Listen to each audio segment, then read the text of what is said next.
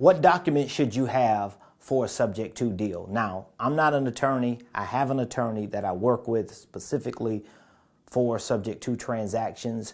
All of the paperwork that I use either comes from my attorney or has been vetted by my attorney. So I can only tell you what I use, and I'm in the state of Georgia. So you need to find an attorney in your area.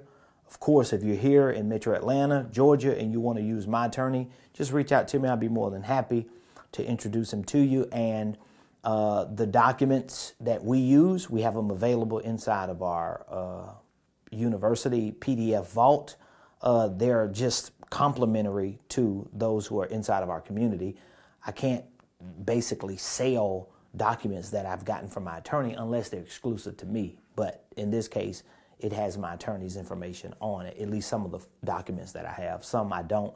Either way, all I'm saying to you is I'm not the attorney.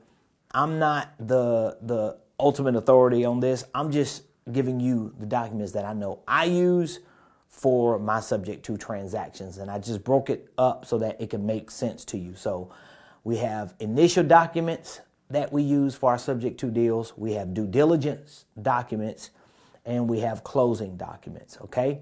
And again, if there are other documents that I'm not discussing, you don't trash me. It is what it is. I might be missing some stuff that my attorney has at closing that I don't pay attention to. I'm just giving you what I do know, all right? So the initial documents, this is when we're just getting the deal started.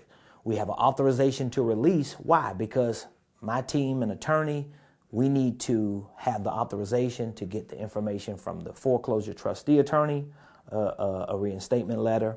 We need HOA letter.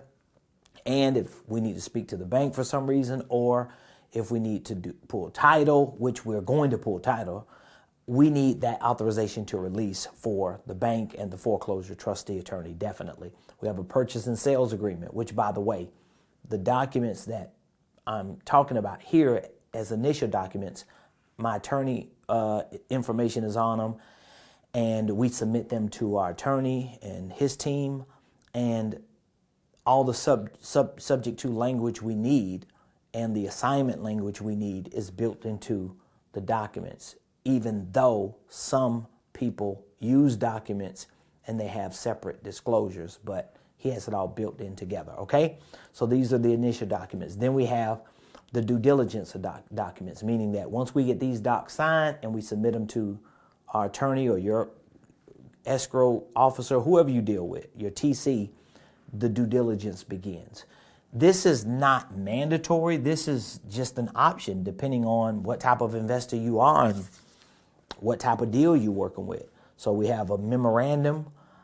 This is a memorandum of agreement. So basically what the attorney could do is file or record this memorandum against the deal based on that agreement that you have, so that the seller doesn't backdoor you or somebody else come around you and they try to do another contract. Well, they're going to find out when they pull title that there's a memorandum recorded. So it doesn't always happen. You don't necessarily always need it, but it's possible. It's doable. Then we have a promissory note, at least here in the state of Georgia, and a deed of trust.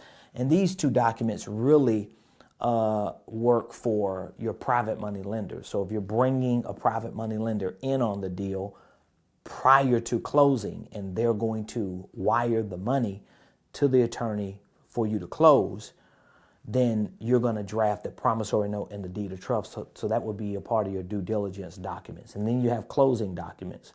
So you have sub 2 disclosures and acknowledgments. So my attorney, he's going to go over all these disclosures and acknowledgments, make sure that the seller understands exactly what they're doing, what the risk is. I mean, it's a couple pages of checks and balances and signatures and initials and all that stuff.